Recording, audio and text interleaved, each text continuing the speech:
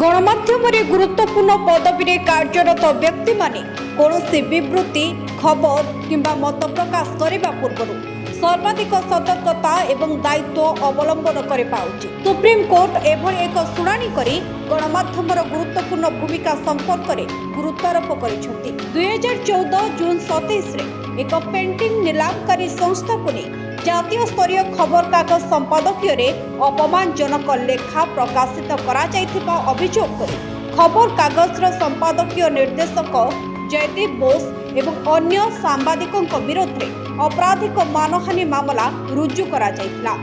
बुधवार supreme court एही मानहानि मामला को खारज कर दैछंती। सुनानी बेले जस्टिस जेपी पाड़ीवाला एवं जस्टिस जेपी आर महादेवन को खंडपीठ कहते जनता मत को आकार देबारे गणमाध्यमर प्रमुख भूमिका रही।